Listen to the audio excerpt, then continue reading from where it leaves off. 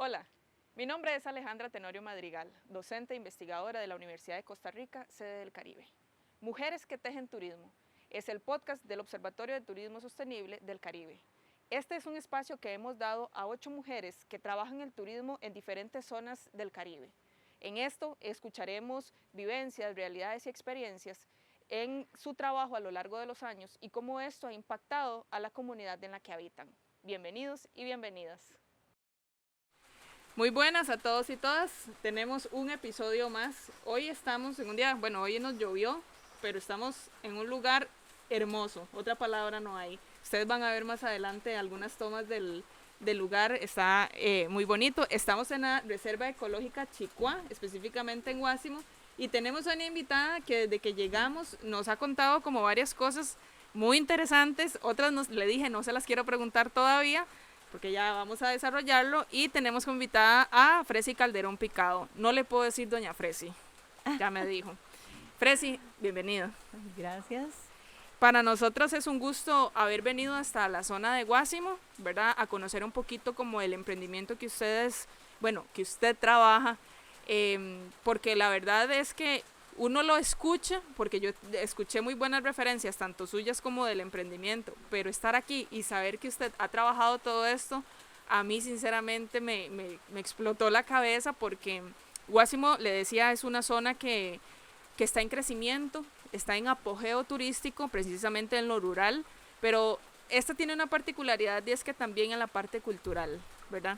Entonces ya ahorita vamos a ir hablando de eso, ya ahorita entramos al tema del emprendimiento, pero primero siempre yo le doy un espacio a mis invitadas para que se presenten, para conocerlas, que nos cuente quién es Fresi, dónde creció, cómo fue su infancia, cómo recuerda aquellos tiempos acá con sus papás, la adolescencia, y después entramos al tema del emprendimiento. Primero devolvámonos a conocer primero a Fresi. Ah, qué bonita parte. Sí, porque es encantador hablar de la niñez de uno, ¿no? Sí. Bueno, entonces repito, mi nombre es Fresi Calderón Picado y me presento además diciendo lo siguiente: nací, crecí y me reproduje en Guásimo. Excelente, o sea, es de cepa. Exactamente. Y mi niñez, bueno, para mí es la época más linda que tengo, a pesar de que hubo muchas situaciones, ¿verdad?, difíciles en mi hogar. Soy hija de padre agricultor y madre ama de casa. Entonces siempre viví rodeada de, bueno, de la naturaleza, la verdad, porque la esperanza de nuestro hogar era que la tierra produjera, porque mi papá se dedicaba a sembrar maíz, a sembrar yuca, cacao, frijoles, y entonces teníamos que depositar la confianza en la naturaleza, en el clima, ¿verdad?, para que la tierra diera frutos y poder mi papá llevar los alimentos a la mesa. Y mi O sea, siempre, desde muy pequeña, usted tuvo esta conexión directa con la tierra. Sí. Ok, Sí. ok. Mi mamá, por otra parte, bueno, fue el sostén espiritual de la familia. Okay. Una mujer con muchas virtudes, con una gran paciencia, también con mucha capacidad para resolver las situaciones que se nos presentaban, digamos, como familia. O sea, en realidad la palabra es sostén espiritual, porque era la que nos llenaba como de esperanza y luz de que en medio de nuestras necesidades, porque en realidad carecíamos de algunas cosas, nuestra alimentación era muy básica, generalmente era lo que se producía, ¿verdad? Desayunábamos, por ejemplo, bueno, yuca frita, porque se producía la yuca, comíamos huevo porque mi mamá tenía gallinas, comíamos queso porque mi mamá ordeñaba y había, entonces... Era lo que ustedes producían. Era lo que nosotros producíamos. Pero nosotros anhelábamos cosas, claro, anhelábamos otras cosas, porque claro, a veces uno anhela lo que no tiene, aunque sí, lo que uno tenga en ese momento, después lo vea como una gran riqueza. ¿Por qué? Porque hoy en día, por ejemplo, aquel queso, así, ese cubo de queso inmenso que sacaba mi mamá, yo no lo he vuelto a tener en una mesa. No me he vuelto a comprar un cubo de ese tamaño. No, ¿cuánto puede costarle comprar ese cubo de queso ahora? Exactamente, ¿verdad? solo me compro pequeñas porciones. Sí. Entonces ahora uno vuelve a ver y dice, pues no era que teníamos tantas carencias, sino que era en relación a lo que uno como que quería, porque no tenía. Entonces, es eso, pero mi vivencia, entonces mi niñez fue muy linda. Recuerdo que las navidades, nunca he tenido una navidad, nunca, adorno el árbol de Navidad y todo, pero nunca volví a sentir aquello tan lindo de aquellas navidades. Están registradas en mi mente. Por ejemplo, una Navidad no había platita para los estrenos. El regalo de Navidad en realidad era ropita, pero no había. Entonces recuerdo que mi mamá se soñó, tuvo un sueño y lo compuso y fue a comprar un número de esos y se pegó el número, y mi mamá se fue a traer las compras con esa platita, nunca se me olvida. Y cuando yo la veía, porque tenía que ir a pie, ¿verdad? De mi casa al centro de Guásimo hay 4 kilómetros, mi mamá caminó eso para ir a cambiar su numerito. Y venía a pie también, y yo recuerdo y verla en la lejanía cuando venía mi mamá caminando con las bolsitas, sí, claro, y eso fue una alegría. Claro. Recuerdo que me trajo una blusa color roja, que por cierto fue la blusa que usé para ir al colegio, porque cuando fui al colegio no tenía el uniforme, entonces yo le dije a mi mamá, me voy con la blusa que usted... ¿Con la blusa nueva? Con la blusa nueva. Fresi, ¿cuántos eran ustedes, aparte de su mamá y su papá? 6. Ah, es que eran 6, bastantes. Sí, 6. Eran bastantes. ¿Y usted es la única mujer? No, somos 3 y 3 varones y 3 mujeres. Ok, muy bien. Sí. ¿Y cómo recuerda usted que fue ese periodo de crecer tan en contacto con la naturaleza? Porque su papá era agricultor, para usted era lo más normal, tierra, lluvia, todo esto era normal. ¿Cómo era para usted esa parte? Bueno, lo que yo pienso hoy es muy diferente a lo que pensaba en ese momento. Te vuelvo y te repito, como niña yo anhelaba otras cosas. Por ejemplo, yo decía, yo estudio, porque yo no quiero que mi esposo me levante en las mañanas a prender un fogón.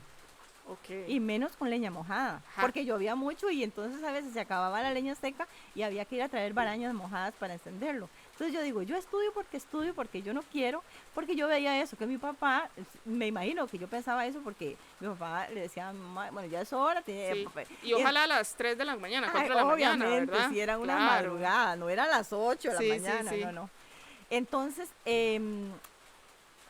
yo eso lo miré de esa manera, pero el tiempo fue transformando mi concepto, porque todo lo que yo vi, luego yo lo quise hacer, pero ya en una forma apreciativa, digamos, ya yo quise tener un fogón.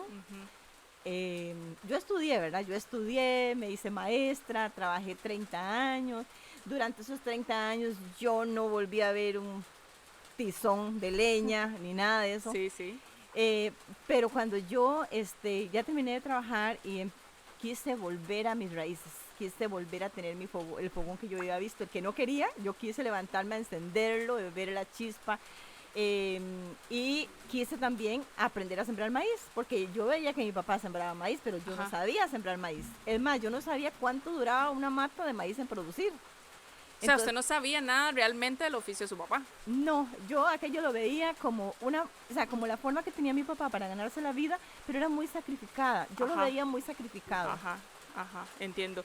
Y entonces, ¿cómo fue ese proceso de la adolescencia y en la adolescencia de decir, ¿cómo hago yo para salir del campo e irme a estudiar?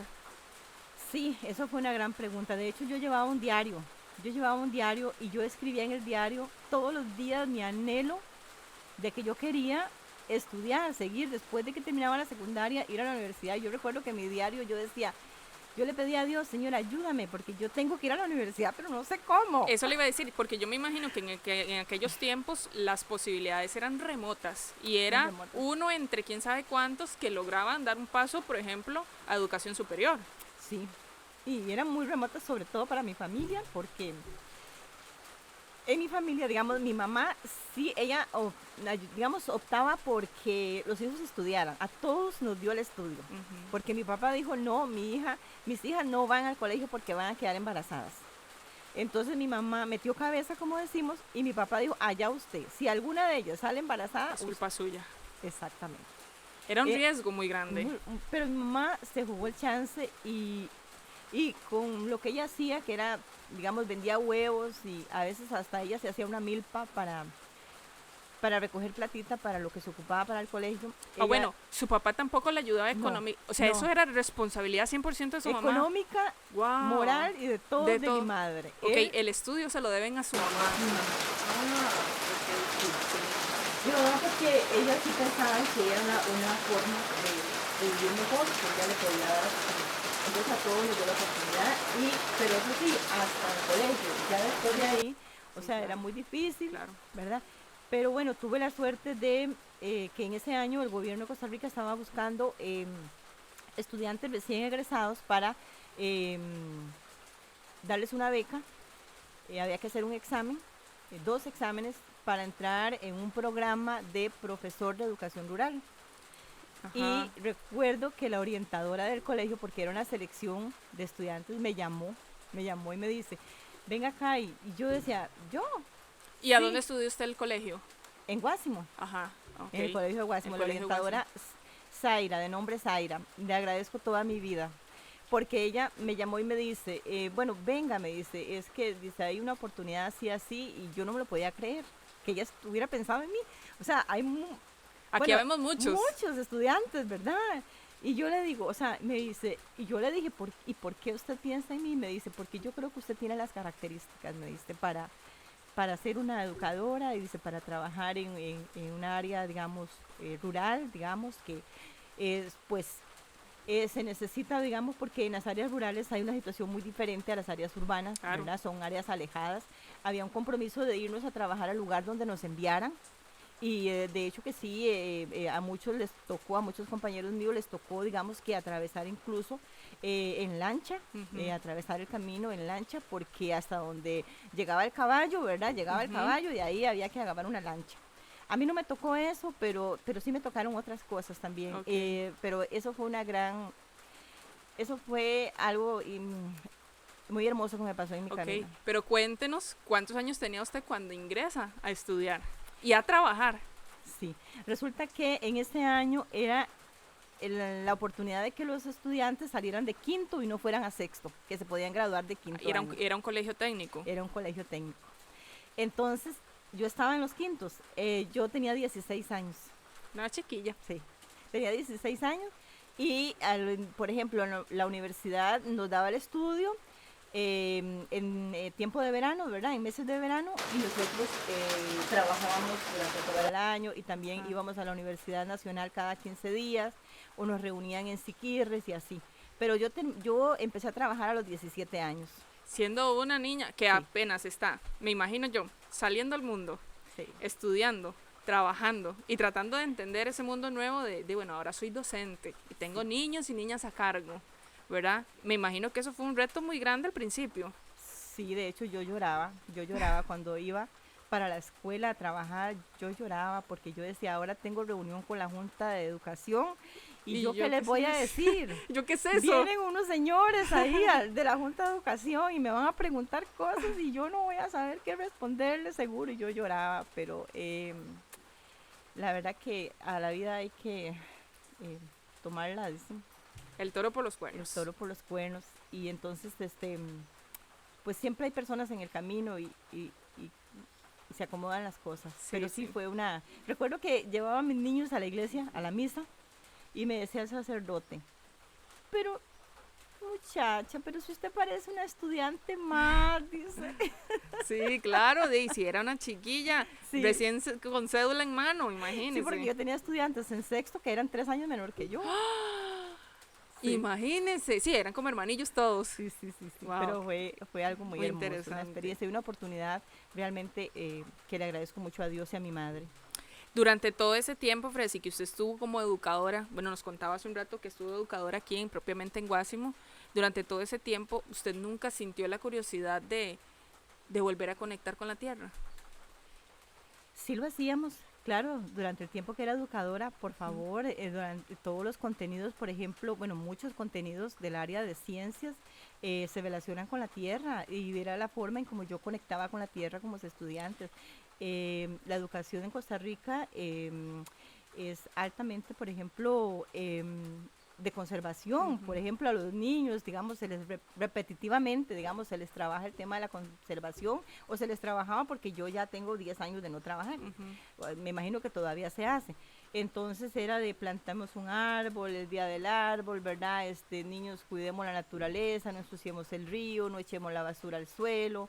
En agricultura sacábamos los niños a hacer Sí, sí, una una era, a ajá. sembrar hortalizas, pero limitado, ¿verdad? Ujú. No es la experiencia que tengo Eso, ahora. eso es lo que le iba a preguntar, digamos, porque muy bien, pero en ese momento de la escuela todavía tenía la percepción de asociar el trabajo de la tierra con el sacrificio con el que usted creció? ¿O en ese momento era como más lejanito, no me meto mucho, es poquito, es limitado? Sí, limitado en comparación a lo que hoy Ujú.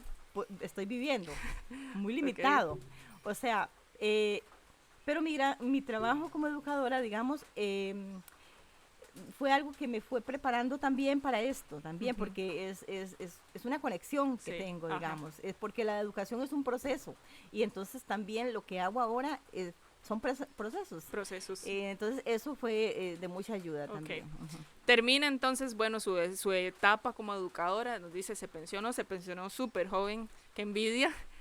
Entonces se pensiona y usted dice, ¿ahora qué hago con mi vida? Porque hey, ya tengo hijos grandes, todos se me fueron a estudiar, todos se hicieron su vida y yo vuelvo otra vez al nido vacío, decimos nosotros, ya no trabajo, ya estoy más relajada, ¿ahora qué hago con mi vida? Y ahí es donde empieza y cambia otra vez la vida de Fresi. Sí, realmente sí. Bueno, he sido una mujer inquieta, la verdad que sí. Entonces, bueno, se me ocurrió que quería estudiar otra carrera, que yo podía, y la gente me decía, pero usted está muy joven. Pero Claro, entonces yo dije, estoy muy joven, puedo estudiar otra carrera y me metí a estudiar Derecho. sí. Llevé 2 años de Derecho, pero en eso se vino la oportunidad de visitar a mi hijo que vive en España. Entonces me fui y me quedé allá y me quedé más del tiempo que había previsto. Y cuando regresé, ya Ningún tenían derecho. derecho a seguir paseando, derecho a seguir paseando, pero bueno, siempre con la idea de en algún momento terminar la carrera de derecho, en algún momento Ujú. ahí, aunque sea año de por medio estudiando. Ok, ok. Y entonces, ¿cuándo usted dice, yo voy a hacer algo con la tierra que me dejaron mis papás? Ah, sí, eso, bueno, sí, bueno, mi mamita trascendió y ahora adorna los jardines del Señor y ella me dejó un pedacito de tierra que yo vine conociendo justamente 2 años después de pensionarme, 2 años después. Usted no sabía que ella lo tenía. No sabía que me iba a tocar a mí, o sea, Ah, no bueno, sé. pero sí sabía que estaba. Sí, porque, bueno, es que fue así, cuando, bueno, ustedes saben que vivimos en un mundo a veces muy machista. Cuando mi papá y mi mamá, la finca siempre era de mi papá, Claro.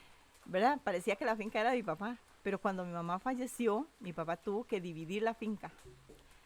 Y Ah, la otra parte no era de él, era de los herederos. O sea, de ustedes. ajá. Ajá. Entonces ahí yo supe que mi mamá era la dueña de la mitad de la finca. Hasta ese Ah. momento. O sea, sí, sí, ¿cómo se llama? Sí, uno conoce los derechos y todo, pero a Ujú. este momento fue una realidad. O sea, mi mamá era la dueña de la mitad de la finca, no era mi papá el dueño de la Ajá. finca. O sea, era su mamá, pero para todo el mundo y para él mismo era él el dueño de todo, hasta la Exacto. última piedra. De hecho, ella no, ella, por ejemplo, para tener un cerdito, una vaca en el potrero, tenía Hay que que contar pedirle. con autorización de él. Entonces, eso fue algo así muy, porque bueno, cuando eso sucedió ya y vino el proceso sucesorio, entonces cuando a nos dijeron, bueno, a ustedes les toca a cada uno un pedazo de lo que era la finca de su mamá. Eso fue algo así, o sea, y claro, hermoso regalo. Cuando yo vine a conocer el pedacito que me correspondió, porque claro, mis hermanos también tuvieron de su parte, entonces yo me maravillé porque yo no conocía toda la finquita de ellos, porque Ujú. de niña nosotros no vivíamos en la finca, sino que mi papá había preparado un lugar cerca de la escuela, un terrenito donde nos crió. Mi papá fue un hombre previsorio y Ujú. también, pues obviamente fue un buen hombre. Mi papá acaba de fallecer, tiene un mes de fallecido. Sí, él acaba Ah. de partir, partió de 91 años. Uh. Mi papá había pensado en un terrenito seguro donde criar a sus hijos, donde pudieran y la escuela les quedara cerca y otros servicios, ¿verdad? Como el tren en aquel tiempo que era lo que nos transportaba. Entonces yo no conocía la totalidad de la finca, no porque fueran hectáreas, de hectáreas, de hectáreas, sino porque yo de niña casi no estuve en la casa, estuve Ujú. siempre estudiando Ujú. y después trabajando. Trabajando. Sí, no Entonces, tenía como esa cercanía. Como exacto. usted sabía que eso estaba ahí, pero no había ido a meterse ahí. Yo iba a algunas partes, pero no a todo el terreno. Entonces, cuando me regalaron el terreno, yo realmente para mí fue como, o sea, como decimos, un zorro en un piñal. Yo vi eso tan maravilloso, yo digo, ¿qué es esta cosa tan linda? Lo que vi fue el río y a la par del río un bosquecito, un Sí, bosque de galería. me consta. Y entonces yo dije, pero ¿qué es esta cosa? Eso es como un sueño. Sí. Esos árboles, esta vegetación, el sotobosque formado por unas calateas. que nadie había sembrado, la misma naturaleza, las aves, no sé, pero eran una vegetación propia de una montaña, Ajá, propia de una montaña, ¿verdad? ajá. Y no estamos en una montaña. Y no estamos en una montaña, pero es la orilla del río. Ujú. Entonces la orilla del río no se había talado. Gracias a Dios, mi papá había tenido ese cuidado. Él me contaba que él sabía que era prohibido talar la orilla del río y que él había dejado así. Entonces era una montañita realmente, porque los árboles que hay ahí, por ejemplo, en esa área, digamos, algunos tienen hasta 200 años. Mm, Entonces no es un bosque primario, pero ujú. sí es un bosque un secundario, Sí, pero muy conservado, muy sí. conservado. Ajá. Entonces yo dije, esto es una maravilla. Y cuando empecé a ver las aves que estaban, por ejemplo, que sobrevolaban el río, los colores que tenían, por ejemplo, pajaritos, porque yo en mi casa había visto pajaritos, pero un pajarito, mucho pecho amarillo. Ujú. Pero ahí había pájaros de diferentes colores y pájaros que yo no había visto allá porque las orillas de los ríos y los bosques de galería traen una especie de fauna diferente. Entonces yo dije, yo esto, o sea, lo quiero disfrutar, yo lo quiero disfrutar y yo quiero una cabaña aquí a la orilla del río. Fue el primer sueño que tuve, hacerme Ujú. una cabaña a la orilla del río para hacerle un balconcito y ahí escribir poemas en el balcón. Ajá. Bueno, siga, siga. Bueno, y no había terminado de decir yo eso cuando el río me dice, señora Fresi, me contaron que usted quiere una cabaña. Y yo le dije, sí, ¿usted cómo lo sabe? Ay, aquí en el bosque todo se sabe, todo se da cuenta uno. Entonces me dice, pues ahí le traigo unas tablas. Se había caído un río porque la fuerza del agua se lo había traído al Un suelo. árbol. Un árbol, Ajá. perdón. Sí, sí, Se sí. había caído un Ajá. árbol porque la fuerza del río se lo había traído al suelo. Y entonces yo no conocía de maderas. El, el árbol estuvo ahí caído y llega un día un señor y me dice, ¿usted no va a ocupar ese árbol? Le digo yo, ¿por qué? Me dice, es que es una buena madera, es un surá. Le digo yo, uy, yo siempre quise una madera de surá, porque tiene muy buenas referencias. Entonces, con esas tablas de ese arbolito hice la Construye la primera prueba cabaña. cabaña. Ah, qué Exactamente, bien, qué sí. bien. ¿Y cómo pasa de pensar, quiero una cabañita para irme yo tranquila, escribir poemas, a lo que tiene ahora? Bueno, en un principio, claro, yo hice la cabañita, ¿verdad? Y me di cuenta de que bueno, alrededor del lugar donde yo estoy es muy solitario, son fincas ganaderas, Ujú. fincas agrícolas. De hecho, no hay servicios básicos como electricidad y agua potable. Mm, Entonces, son lugares alejados. Y los lugares alejados muchas veces son tomados por personas que les gusta, por ejemplo, adentrarse en esos sitios para hacer cacería, mm, para matar las iguanas porque se las comen, también los cuzucos, ujú. también para ir a pescar. Entonces me empecé a dar cuenta de toda la situación que envolvía el lugar, que no Ujú. era solamente, ¿verdad?, de que qué De que linda muy, ajá, qué cabañita y linda que voy a hacer cabañita, los poemas, pajaritos y todo eso, exactamente, ajá. que había una situación que rodeaba la zona y que también hasta cierto punto, ¿verdad?, generaba un poquito de inseguridad para mí porque, bueno, entonces era tomada por gente que les gustaba, que ya estaban habituados a ir ahí a hacer esas cosas, ¿verdad?, que por ejemplo entraban y si veían un fruto y querían alcanzar el fruto y había un arbolito que iba creciendo muy derecho, rompían el árbol, lo cortaban para hacer una varilla Mm, y entonces estaban destruyendo también la naturaleza. ujú. Entonces, eso fue una situación que enfrenté, la verdad, y tuve que darle vuelta al chip, Ajá, digamos, y empezar a crear una estrategia para poder disfrutar del lugar, pero tenía que protegerlo. sí. Sí, porque digamos, bueno, ustedes no lo pueden ver, pero esto es un lugar abierto. ¿Y estamos a cuánto estamos de su casa? Más o menos. 8 kilómetros. Imagínense, no es como que usted está aquí a la par con un perro guardián revisando y con, ¿verdad? Esto es un lugar abierto donde cualquiera literalmente puede ir y venir cuando quiera. Sí, Entonces, precisamente esa era la situación que usted decía, pero es que cuando yo me doy cuenta la gente entra, casa de forma irresponsable, bueno, basura, me imagino también, todo ese tipo de basura. cosas. Y ahí es donde usted dice, no, yo necesito este espacio, conservarlo, ¿verdad? Y ahí, ¿cómo cambia usted ese chip? Y dice, aquí es algo que hay que darle vuelta. Sí, sí, entonces ya empecé, bueno, ¿cómo me enfrento a esto, verdad? Yo vengo aquí con toda la inocencia del mundo, ¿verdad? Entro aquí a mi propiedad, pero en realidad aquí hay una situación que yo tengo que atender y tengo que ver cómo se trabaja. Entonces, empecé, bueno, a observar a la gente que venía y cuando yo los veía, ¿verdad? Que ya más de una vez había hablado con ellos, pero les había dicho, mire, ustedes no pueden estar rompiéndome los alambres para entrar a la propiedad a buscar el río, porque aunque el río sea público, mi propiedad es privada. Sí. Entonces, no pueden estar haciendo eso. Bueno, cuando vi que eso no era suficiente, entonces un día empecé a abordarlos de manera diferente y yo me presentaba.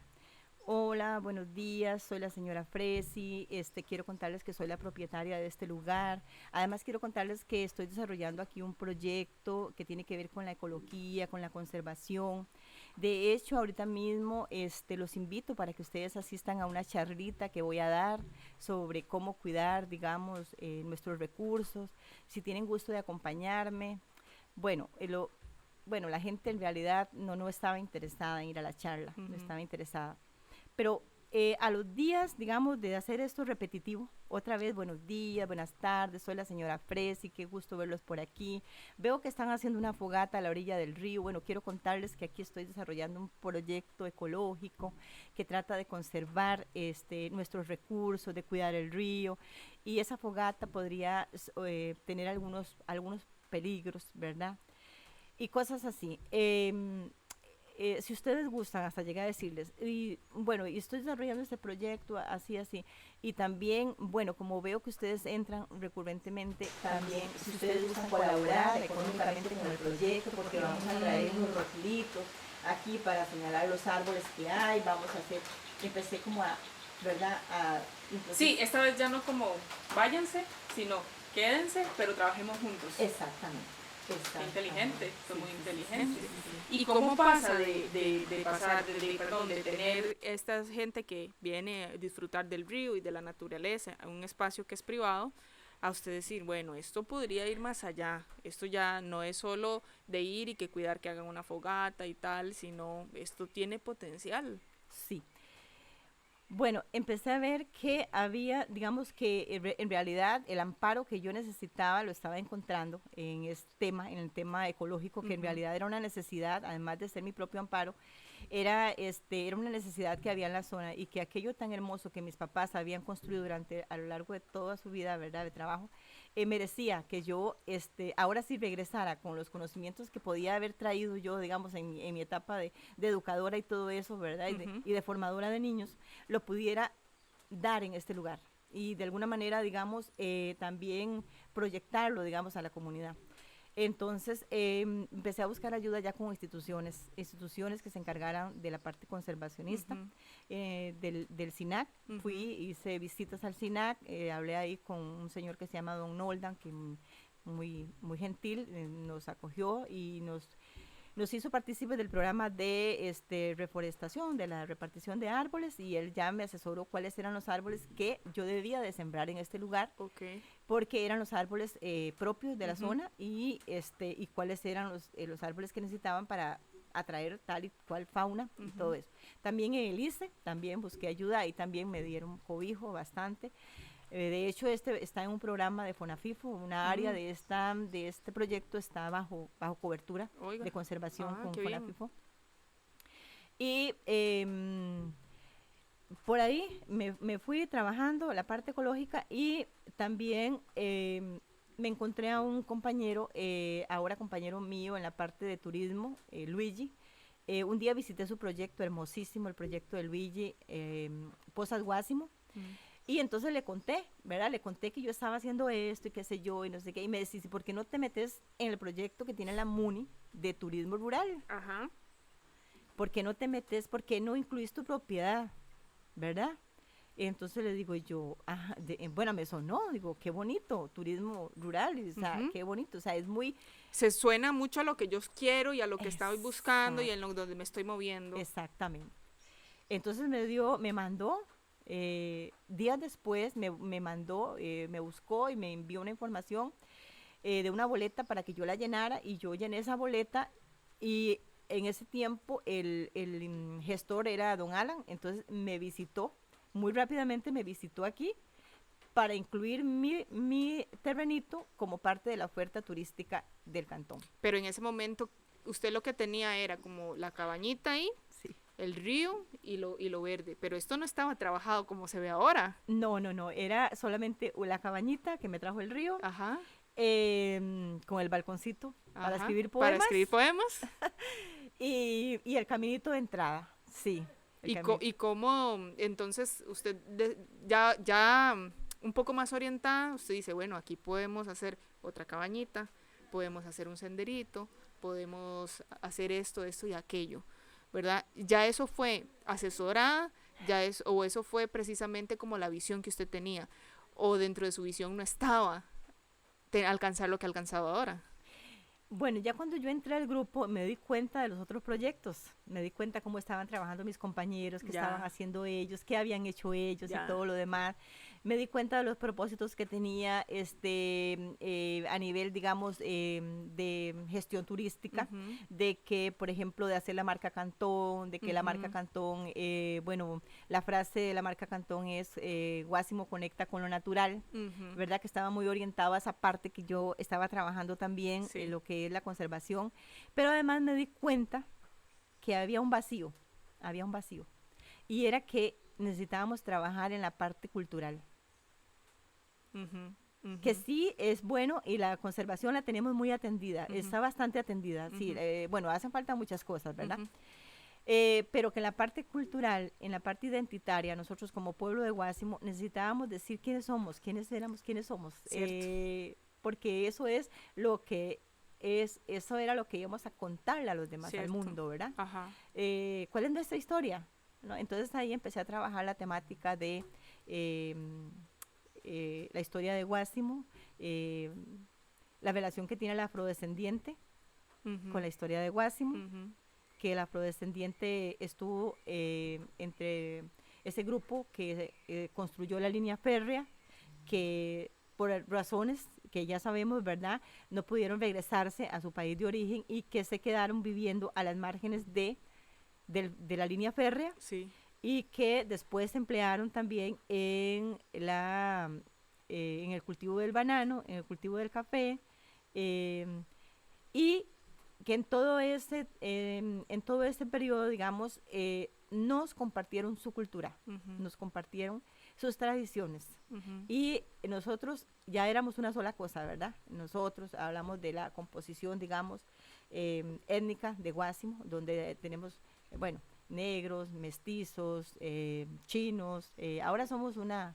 Yo le Somos, decía, afuera de micrófonos, le decía a Fresi que hace poco estuvimos también por acá visitando y que yo no reconocía a Guásimo como una zona de identidad propia afrocostarricense. O sea, creo que, y ahí concuerdo en lo que usted dice, lo conservacionista, lo sostenible está muy atendido, pero lo cultural no, porque yo que estoy en la zona del Caribe, yo no identificaba a Guásimo como una zona con una riqueza y cultural basada en lo afrocostarricense. Y eso es porque entonces se ha estado perdiendo, se ha estado diluyendo poco a poco esa historia que usted conoce. Porque yo creo que lo que usted está contando, aquí poca gente lo ha escuchado, estoy casi segura. Y entonces, ¿qué hizo Fresi para meter a este proyecto que es full ambiental? ¿Cómo le metió ese giro a lo cultural?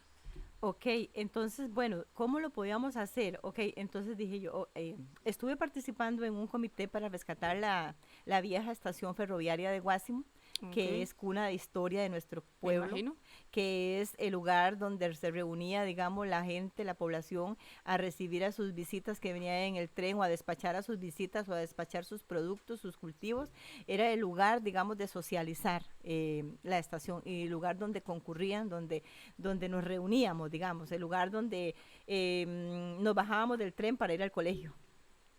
Ujú, Yo viví eso, ¿verdad? Entonces la estación ferroviaria encierra una historia muy hermosa, pero la estación ferroviaria está cayéndose, solamente tiene las paredes de cemento, ya no tiene techo, mm, ya está desmantelada. sí. Entonces quisimos recuperarla y convertirla en una casa cultural, pero por razones, bueno, legales, ¿verdad?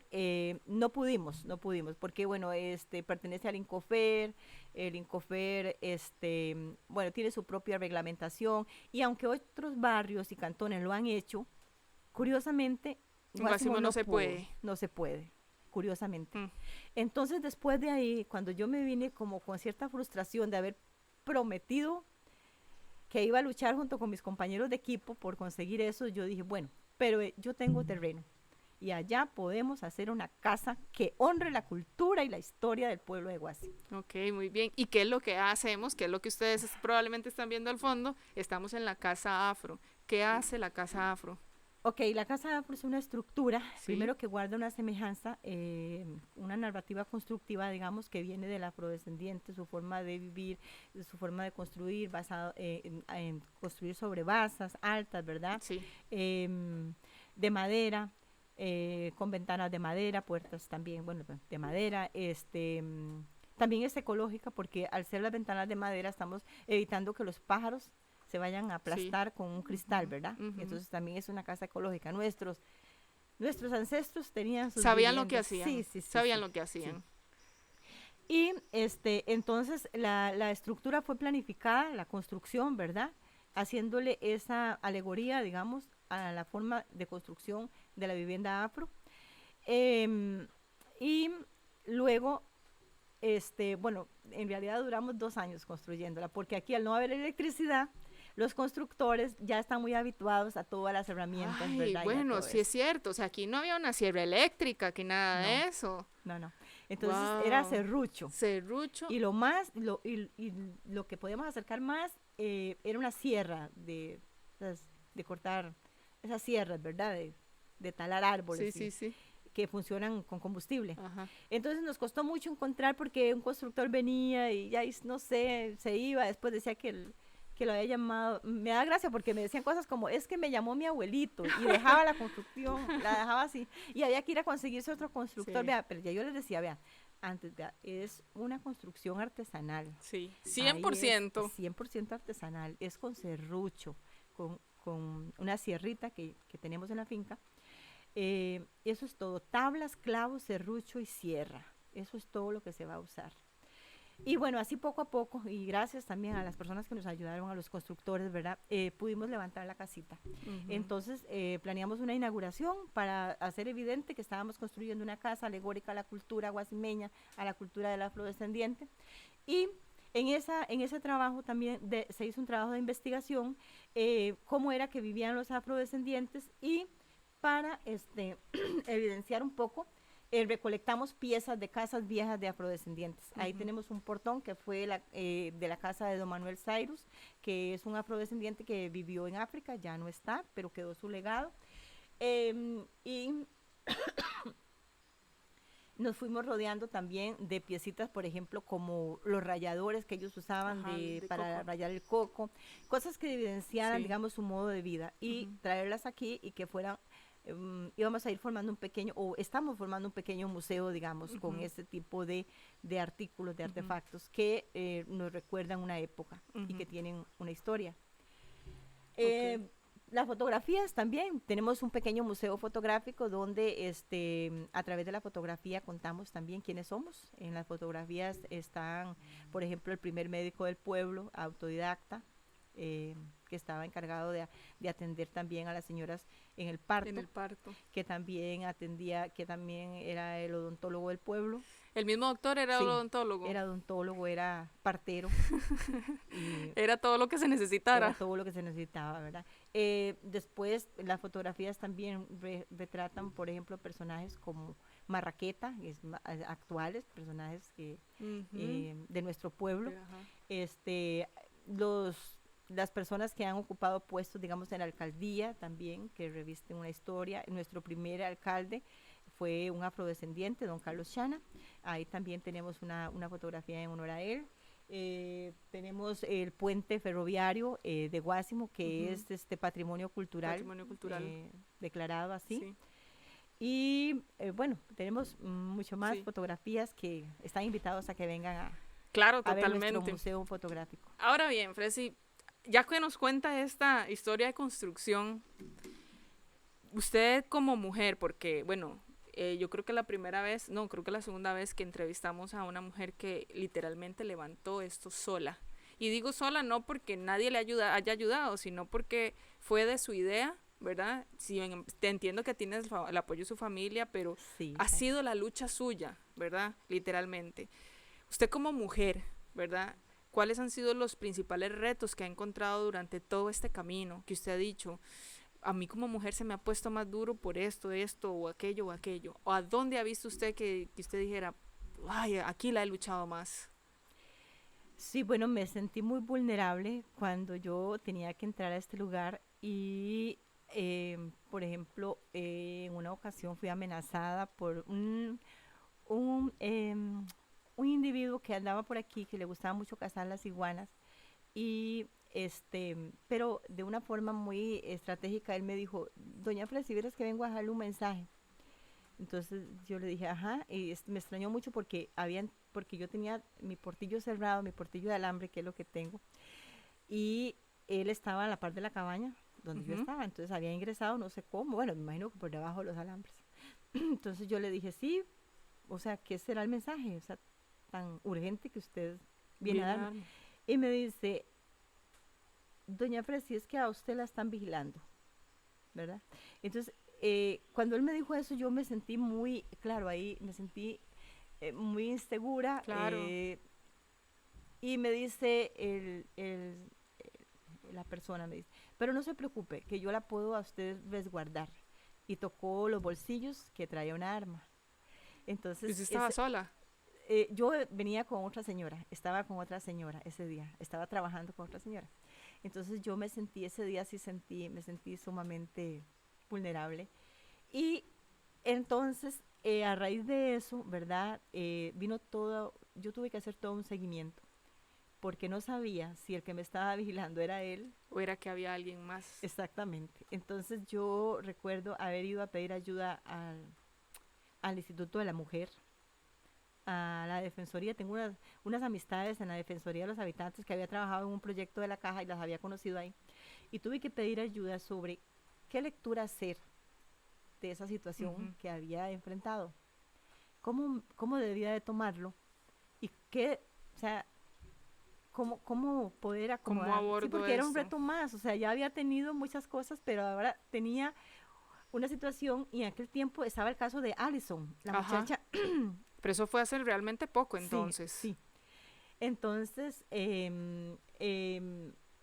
yo recuerdo haber tenido esa situación y busqué, claro, porque es que es diferentísimo, por ejemplo, si como, bueno, digamos, si viene una familia aquí a emprender, una Ujú. familia constituida por, Claro, nos cuidamos entre todos. ajá, exacto, pero era una mujer, sí, aunque Sí, mis hijos me apoyan, pero ellos en persona no pueden estar. claro, claro, claro. Entonces, esa vez, bueno, reuní toda la información, recuerdo recomendaciones valiosísimas, señora, usted eh, entre, o sea, observe la situación, entre después de las 7 de la mañana, no antes, eh, no se retire después de tal hora, para observar, ¿verdad? El entorno, ¿verdad? Eh, Me dieron una recomendación. Ahora, si usted va todos los días a trabajar, vaya 3 días y 2, dedíquese a reunir información importante que usted crea que le ayuda, ¿verdad? A sentirse más segura, como por ejemplo hablar con los vecinos, ir a buscar, qué sé yo, información. Esa información fue, esa parte fue la parte que creo que ha sido más, pero bueno, les voy a contar que al final, al final, siguiendo los pasos Ujú. que, que me dieron, digamos, me presenté a la fuerza pública, me presenté a la fuerza pública. Primero les presenté mi lugar, les dije yo estoy emprendiendo en tal lugar, es en la zona geográfica tal.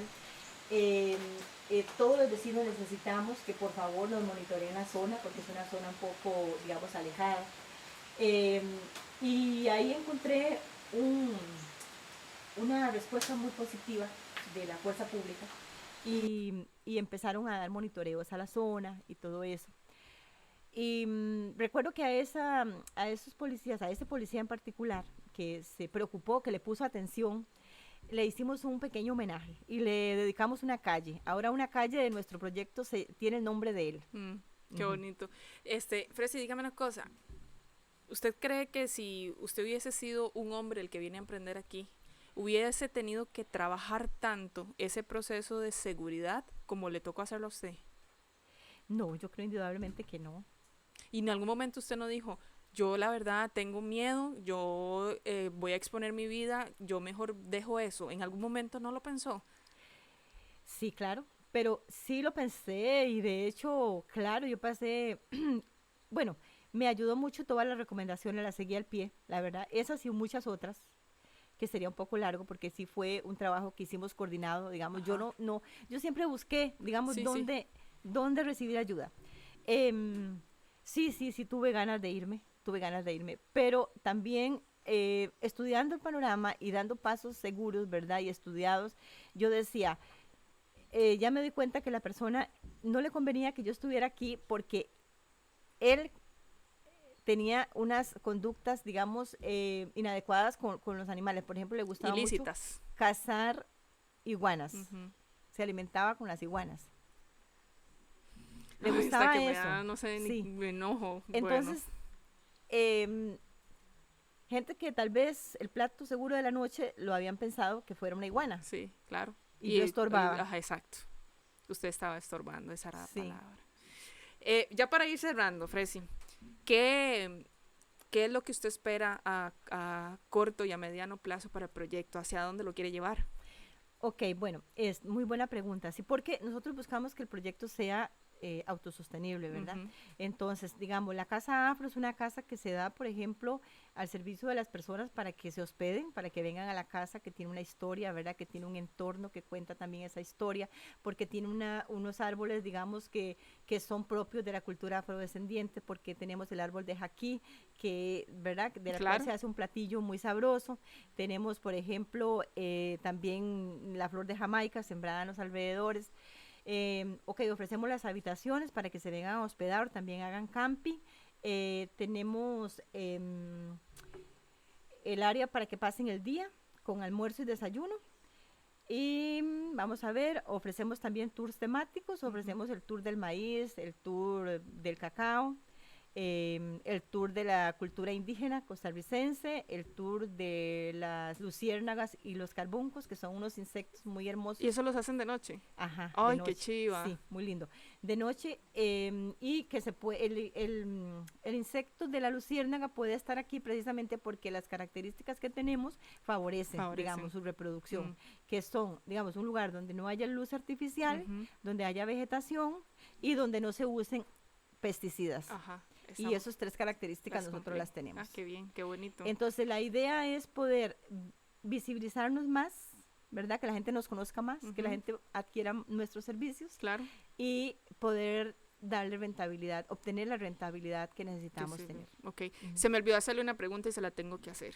¿De qué forma, de manera muy puntual, usted cree que su emprendimiento ha impactado a la comunidad de Guásimo?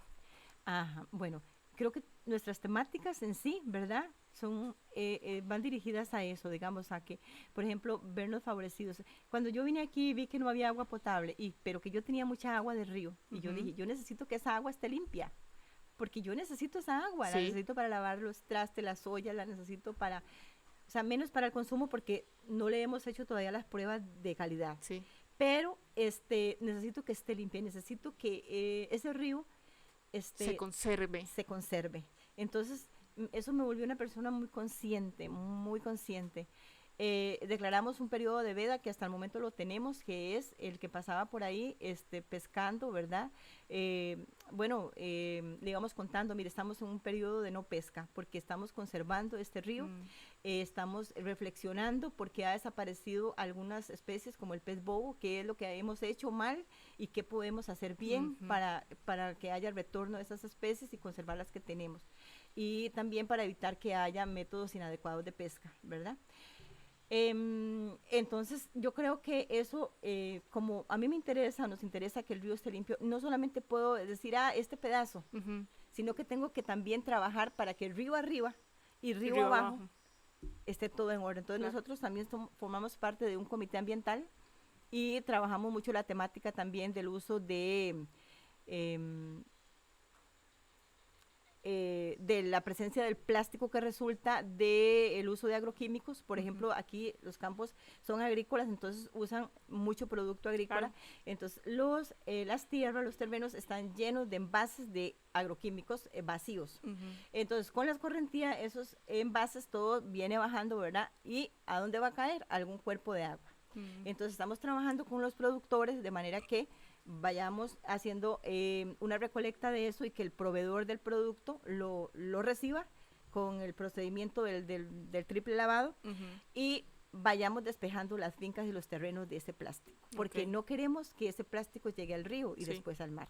Entonces, sí, claro que hemos tenido también un impacto a nivel comunal. Ahora estamos trabajando también lo que son las composteras comunales, porque también hay mucho plástico que se genera de los hogares. Muy bien. Y bueno, sin ni qué decir ya de todo lo cultural que nos contó, que es un espacio que está buscando resguardar precisamente el tema de la cultura.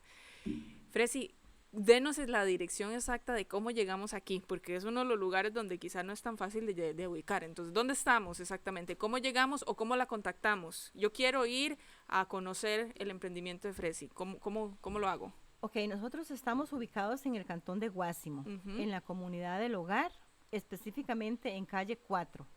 De la entrada, 3,5 kilómetros hasta topar con cerca. Ok, y si yo quiero contactarme con usted para reservar, para ir a hacer el tour del día, porque quiero ir a caminar, ¿cómo la contacto?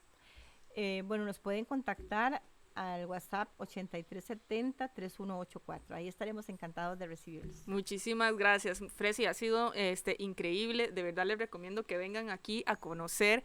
Estas chicas, las que están detrás de cámaras, están enamoradas del lugar y si aquí hubiese estado hoy de sol, seguro no la saco. Muchísimas gracias por recibirnos, nos encantó hablar con usted y pues nos escuchamos en la próxima. Gracias a Sara Morales, Natacha Mena, que están detrás de cámaras, y a Fabián González en la edición. Chao.